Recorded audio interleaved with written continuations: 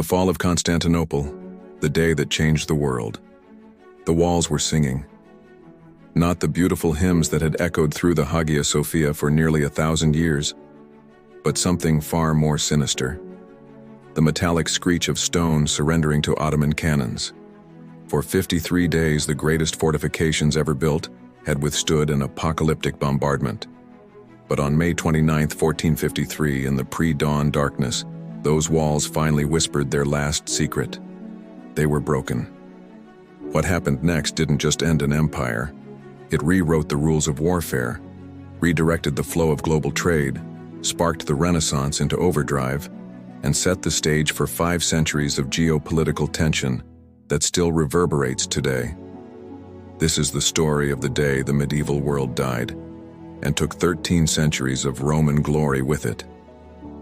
The impossible city Constantinople wasn't just a city. It was a defiant middle finger to geography, history, and anyone foolish enough to attack it.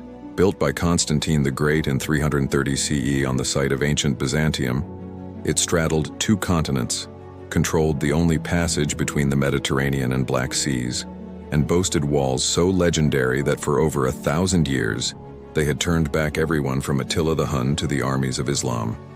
The Theodosian walls were an engineering marvel that would make modern militaries weep with envy. 3 layers of defensive walls, the innermost towering 60 feet high, studded with towers every 100 yards, and fronted by a massive moat. 96 separate breaches had been attempted over the centuries. 96 times, attackers had been thrown back in ruins. But in 1451, everything changed when a 21-year-old sultan with something to prove took the Ottoman throne. Enter the obsessed teenager. Mehmed II had a dream that consumed him. He would succeed where his father, his grandfather, and countless Ottoman sultans before him had failed. He would take Constantinople. His advisors thought he was insane. The city had already withstood multiple Ottoman sieges. Its walls were still impregnable. Its position, backed against the sea with access to naval resupply, made starvation sieges pointless. Mehmed didn't care about the odds. He cared about destiny. His first move revealed his genius. He built a massive fortress called Rumeli Hizara on the European shore of the Bosphorus in just 4 months, directly across from another Ottoman fortress on the Asian side. Together they formed an iron vice around Constantinople's throat, cutting off aid from the Black Sea. When a Venetian ship ignored his blockade, Mehmed had its captain impaled and the crew beheaded. The message was clear. This time was different, but Mehmed's true weapon wasn't brutality. It was a Hungarian engineer named Urban who walked into his camp with an offer that would change warfare forever. The monster that could kill. Walls Urban had approached the Byzantines first, offering to build them powerful cannons. But Emperor Constantine the Great, ruling over a city with barely 7,000 defenders and a treasury as empty as its streets, couldn't afford Urban's fee. Mehmed could. More importantly, Mehmed understood what Urban was offering, a gun that could fire a 600-pound stone ball over a mile. The casting of the Basilica cannon took 3 months and required a furnace built from scratch. When it was finally tested, the blast could be heard 10 miles away.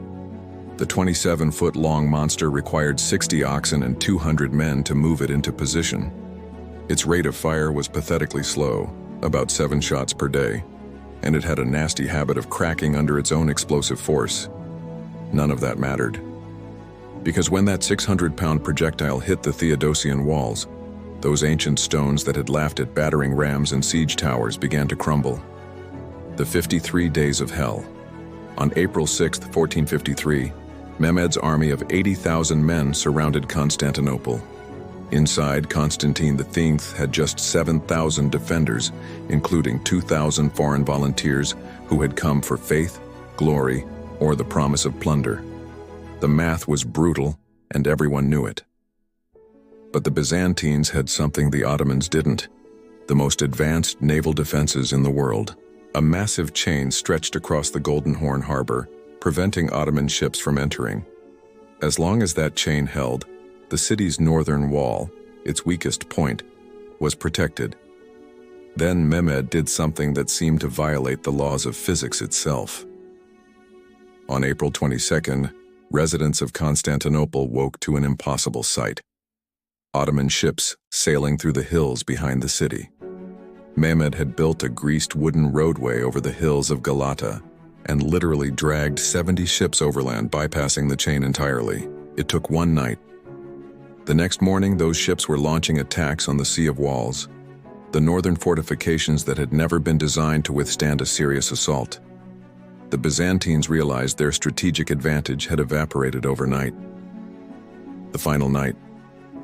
By late May, the walls were pockmarked with breaches.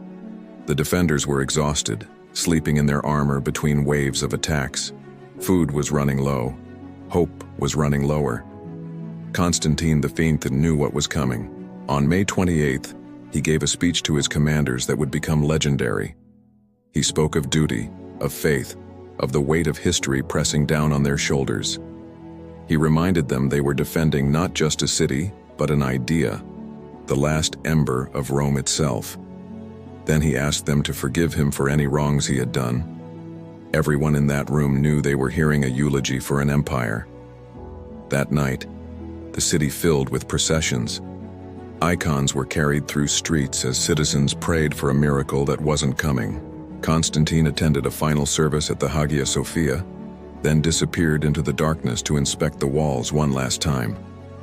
When he returned to his commanders, he said something that still haunts historians. "The city has fallen, and I am still alive."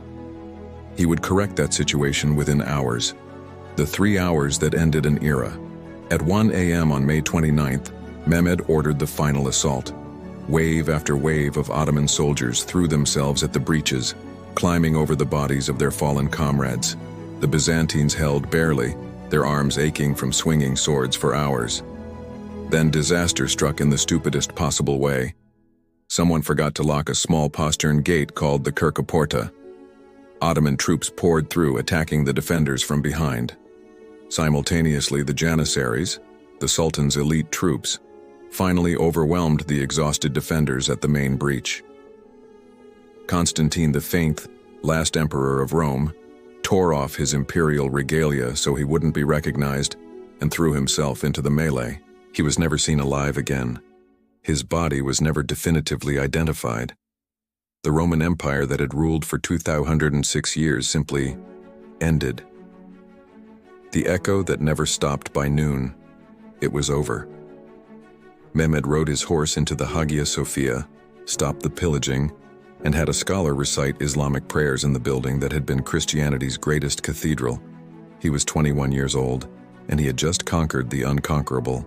The shockwaves rippled outward for centuries. Byzantine scholars fled west, carrying ancient manuscripts that would fuel the Renaissance. Trade routes to Asia were now controlled by an Islamic power, spurring Europeans to seek new paths, ultimately leading Columbus to stumble onto the Americas. The balance of power shifted from the Mediterranean to the Atlantic, making England, Spain, and France into superpowers. Most ironically, the fall of Constantinople may have saved Western Europe. Mehmed's successors spent the next century consolidating their Mediterranean empire rather than pushing deeper into Europe. That pause gave fractured European kingdoms time to modernize their militaries and eventually push back.